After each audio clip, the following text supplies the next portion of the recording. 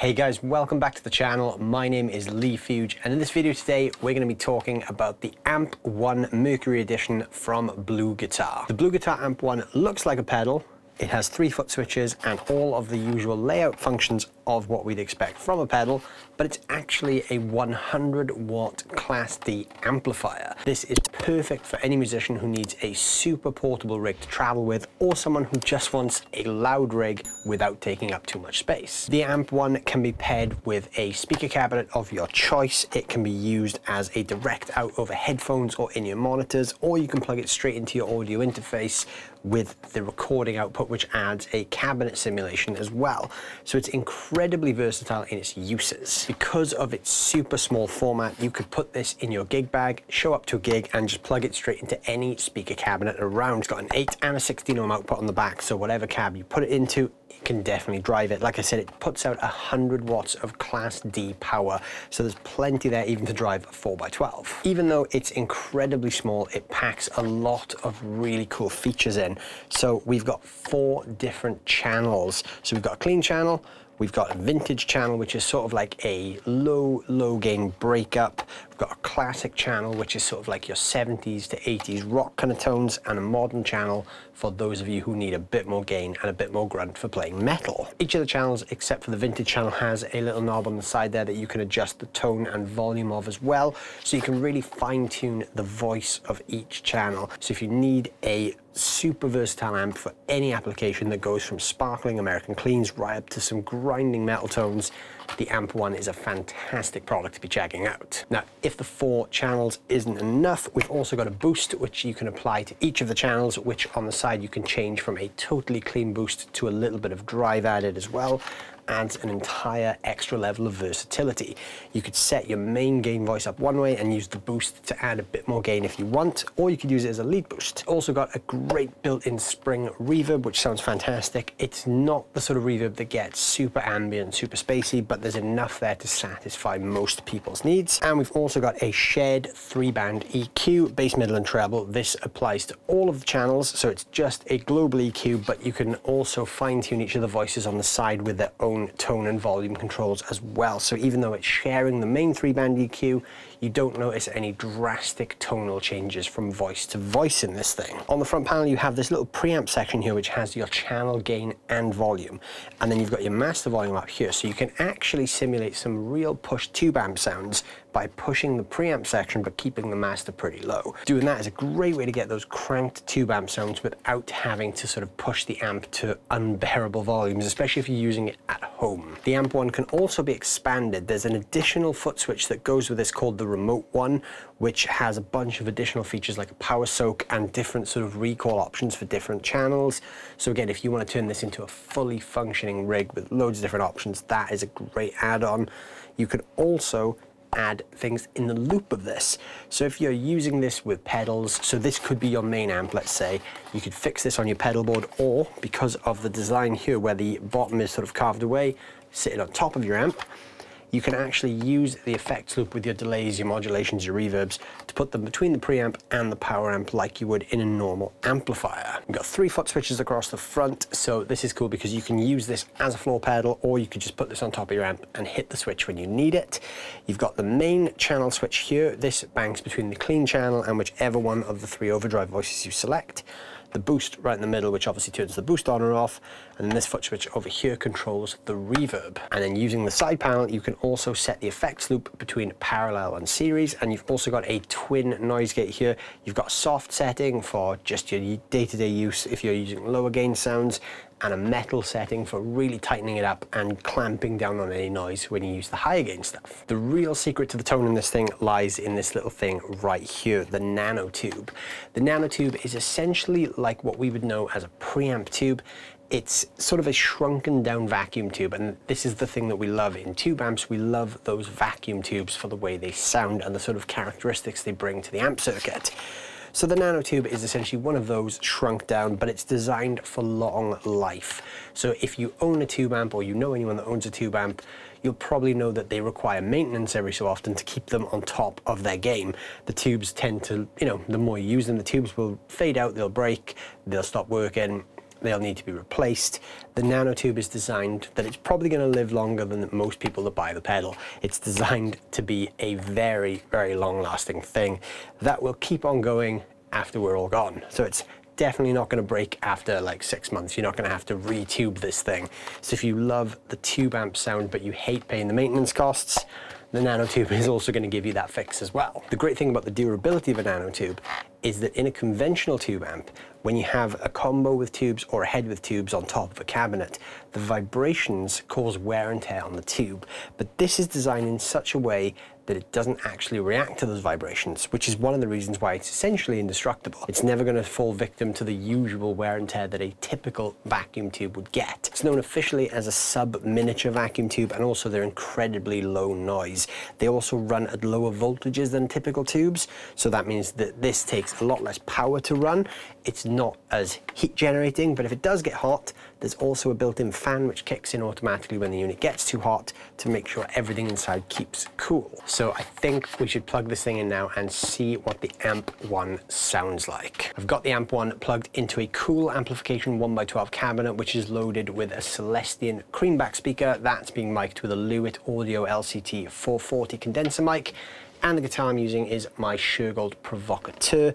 This is a humbucker and P90 loaded guitar, but it's also got a coil split so we can get some proper single coil sounds as well. So at the moment I've got the EQ all set straight up the middle to 5, the boost is off, the reverb is on as you can see by this blue light here, and we're on the clean voice. The only thing you're not going to be able to see is when I'm making little adjustments to the side controls. Those are the ones that just fine-tune the voices of each channel, but I'll talk you through that and there'll be a shot of the side panel as well so you can see what's there. So here is the clean tone. Everything on the EQ, like I said, is set to 5. I've got the clean channel volume set to 6.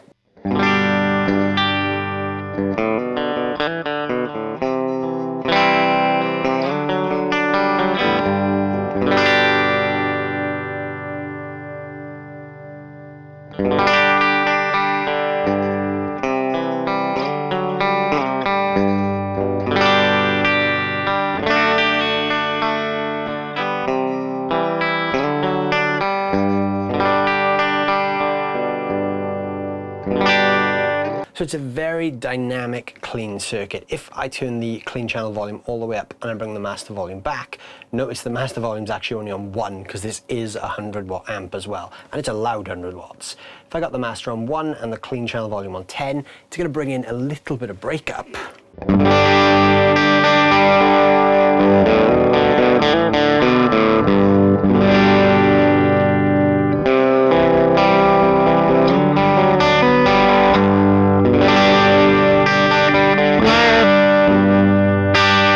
And that's without me even putting the boost on.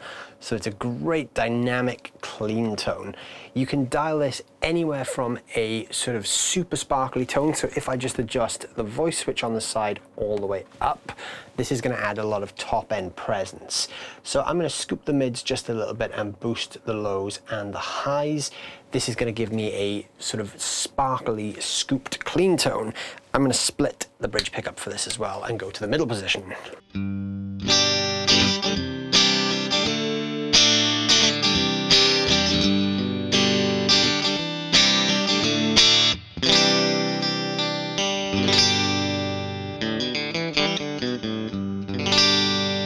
So you can really hear that sort of sparkly bite there.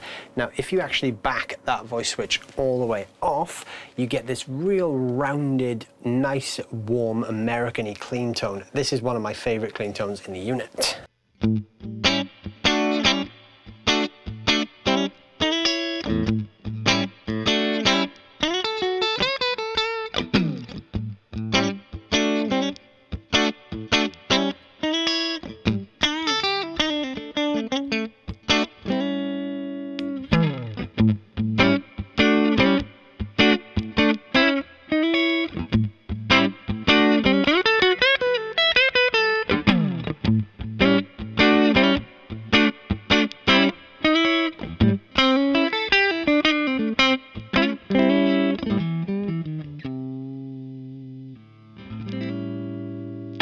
So you can hear there's a definite American character to that clean. If you want a bit more of a British clean, you can just push those mids.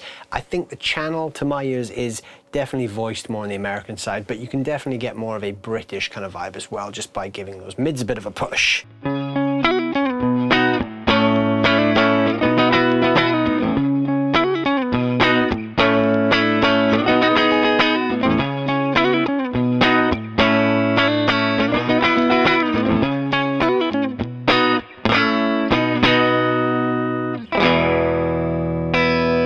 Now, as I said, there's not a ton of ambient reverb here, but if I set the voice of the clean channel back to the real sparkly side, scoop those mids a bit and push the reverb up full, this is about as sparkly as we can get. So I'll split the coils again.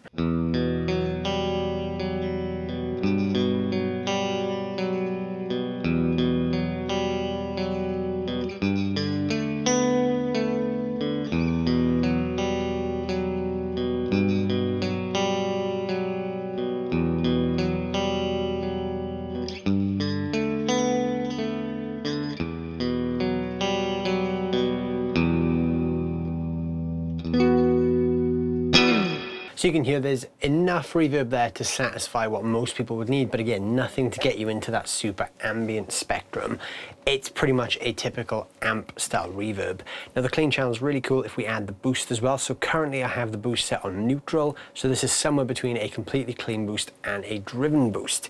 Now the boost itself doesn't have a ton of gain in there. It's more of a pusher. Even if you have the boost control on the side up full, it's not going to add a lot of gain to the sound. It's just going to push it that little bit more. So let's hear what it sounds like with a boost on.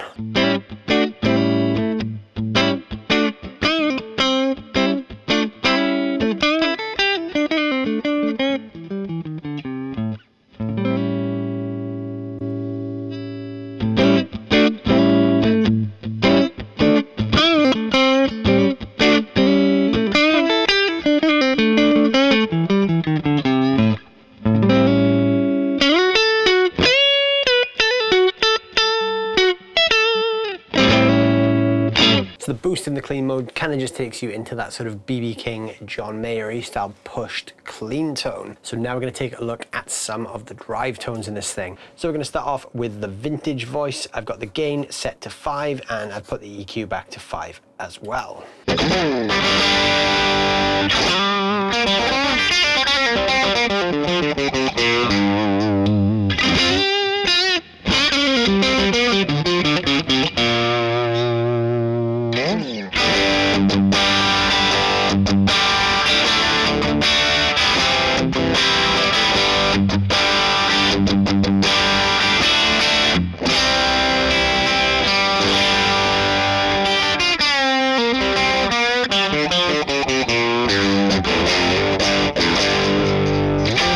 So this channel does not have a voice switch on the side. This channel is voiced as is. This is designed for those kind of low to medium gain bluesy and classic rock sounds. So this one has not a ton of gain on tap, but if we go all the way with the gain here, we're probably going to get into like an AC/DC kind of territory. So let's give the mids a bit of a push and the bass a bit of a push. We'll get that sort of 60s British amp vibe.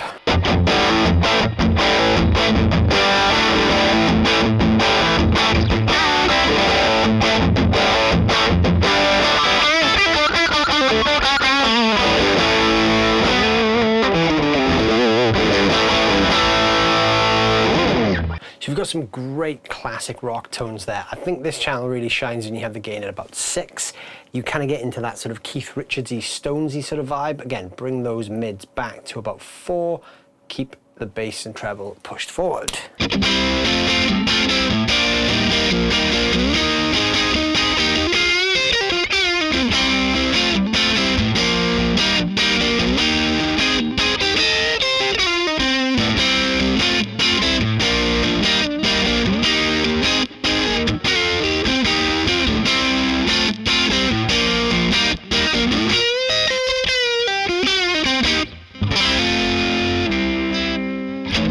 That's one of my favorite drive sounds you can get from this thing. Low gain, slightly scooped mids, neck P90, straight into that kind of Keith Richardsy vibe. Now let's look at the classic channel. So this is where we dive a bit more into like a hard rock sort of tone. So on the side, like I said, we've got some different switches to adjust the characteristics of each of the voices.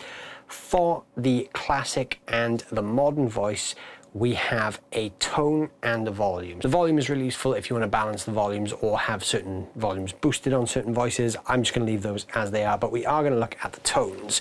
So I'm going to start off with this channel with the tone control. I'm going to turn it all the way to the left. What that's going to do is that's going to give me a bit more of a 70s rock sound. So again, I'll keep the gain on about 6 here. This is going to be a sort of mid-gain level, typical of like a 70s rock sort of sound. Once again, we'll get the EQ a little bit more neutral, just so we can hear what the voice is doing.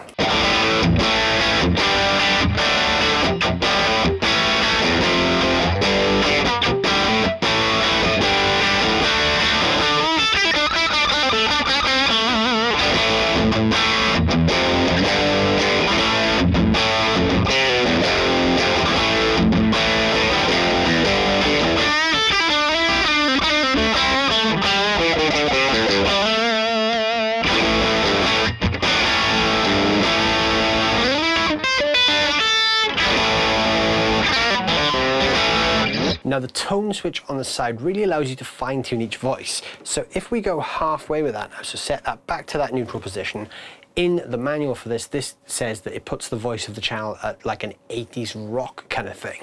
So instead of it being a sort of bright, bitey sort of 70s rock tone, we're going to get a bit more mids, a bit of a thicker sound.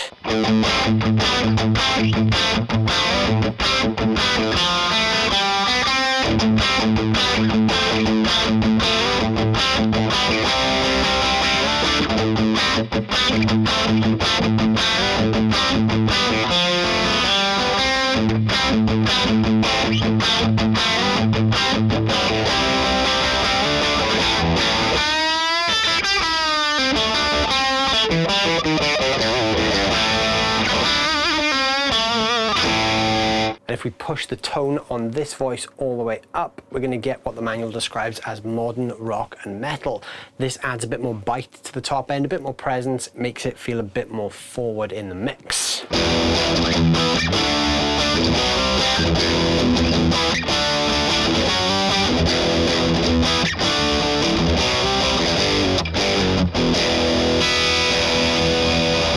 Now with that tone, we can actually push the gain a bit more, gives us a bit more merit to get into some metal gain. So let's just go all the way up. And I'm actually going to switch the noise gate now to the metal setting. This is going to clamp it down a bit tighter.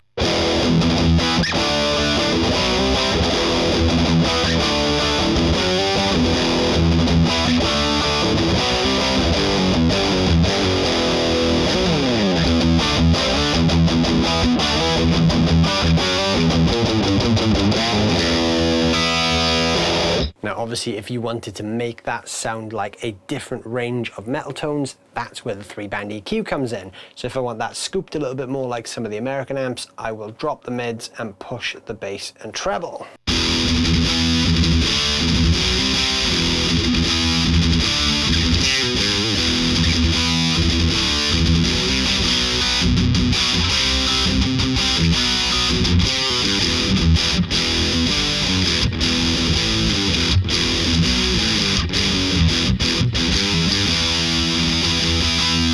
If I want a British heavy metal tone, I'll put those mids back in, keep the highs pretty high and drop the bass a little bit.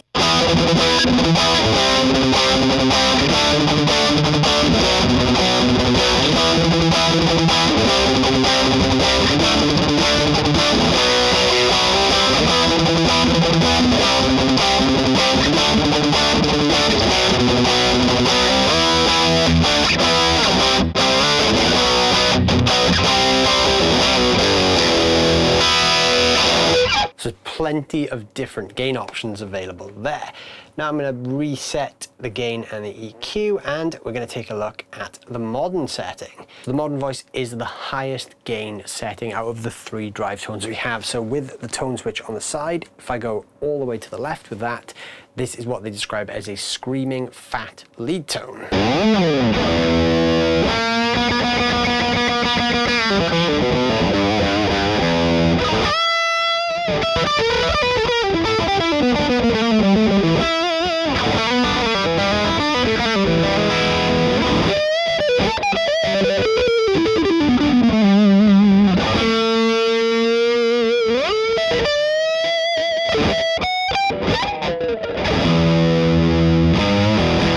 Alright, so I broke a string there, but you get the idea. It's definitely a warm, sort of creamy, fat lead tone.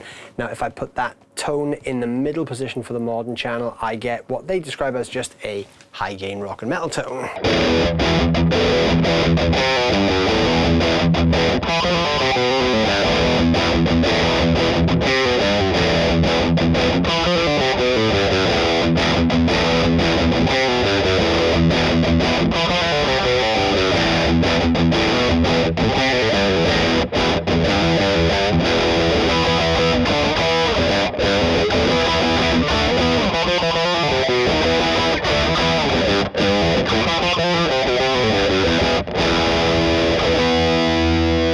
And then if we go all the way up with that tone, we get into what they describe as ultra metal. So I'm going to push the gain a bit for this one as well.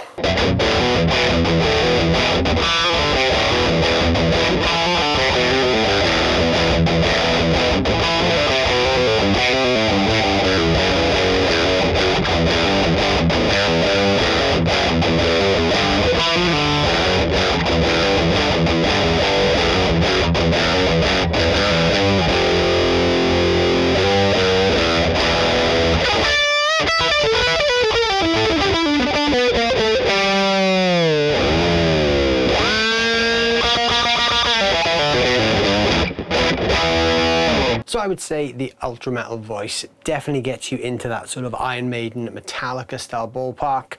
It's probably not going to give you those super high, crushing, saturated modern metal tones, but because this is essentially a tube amp, you could put an overdrive pedal in front of this, like a tube screamer or something, and hit that front end a little bit harder.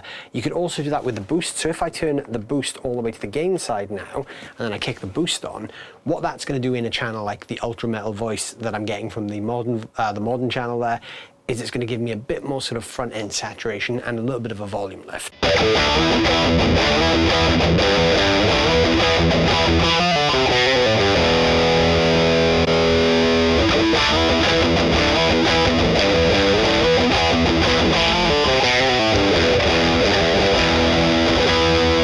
There you go, guys. There is the AMP1 from BluGuitar. As you've heard in this demo, it can do everything from sparkling American cleans through Rolling Stones and sort of 70s classic rock type tones, through 80s rock, through classic Maiden and Metallica style tones as well. It's such a versatile amp. There's a huge range of EQ options, gain options. You know, you can really dial this into pretty much whatever you want. And I hardly touched the 3-band EQ for this except for a couple of choice kind of cut and boost points. The EQ's got a great range.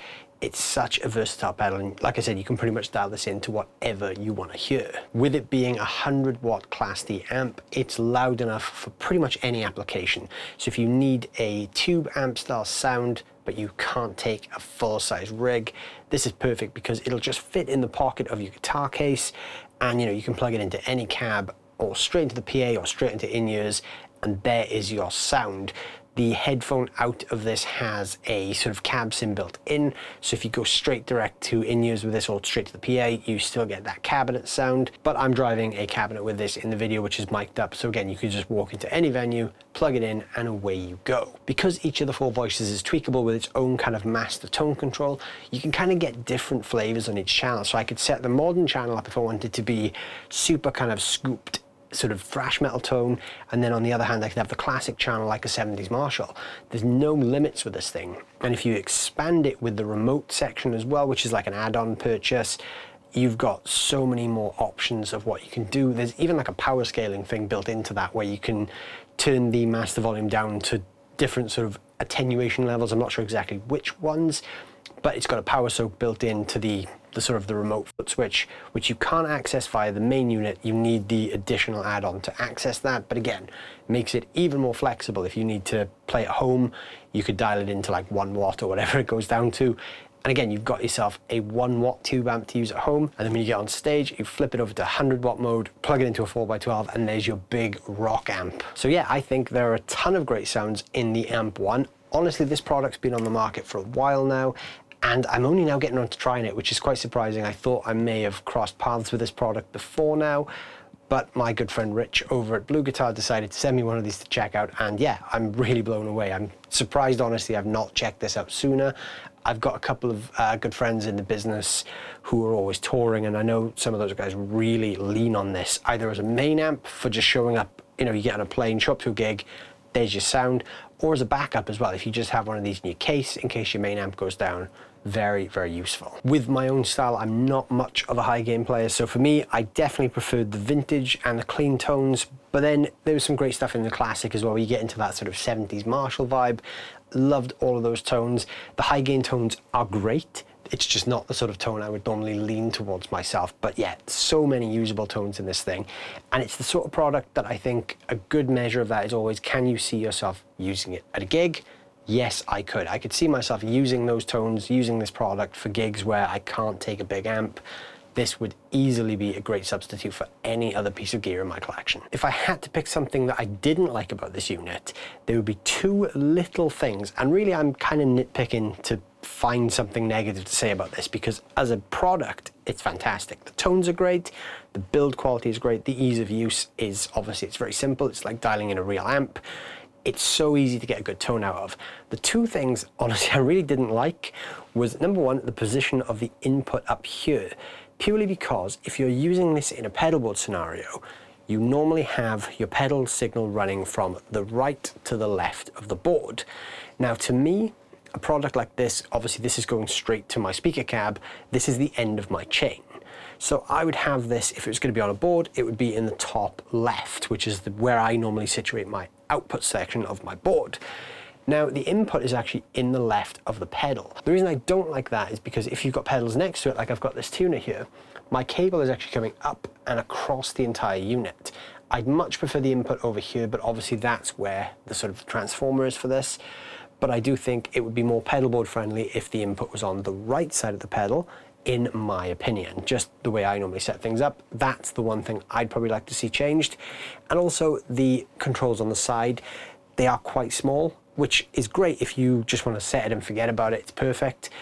But if you're someone who likes to tweak a lot, they can be a little fiddly to use, but again, that's really looking for something to complain about there. It's not really the hardest thing to do, it's just if you're, you know, clumsy like I am, and you're prone to knocking things, they can be a bit of a pain when you're just trying to fine-tune your tone. But if you set this up and you just forget about those switches, then you'll never have a problem with that. But like I said, that's literally me looking for something to complain about there. This is a great, I was going to call it an amp substitute, but it's not. It is an amp. It's a 100-watt guitar amp. So this is a great amp. Whether or not you need something this small in your collection or not, it's definitely worth checking out if you get the chance to. It's so useful for traveling musicians or just anyone who wants a great tube amp tone at home without taking up too much space. Definitely check out the BluGuitar AMP1. Thank you guys so much for watching. I hope you've enjoyed this video. If you did, please let me know down below in the comments what you thought of the video, what you thought of the BluGuitar AMP1 tones, and if you've tried one yourself, I'd love to hear what your thoughts and your opinions are as well. And while you're down there, don't forget to hit that subscribe button, hit that like button, and I will see you guys very, very soon. Thanks so much for watching.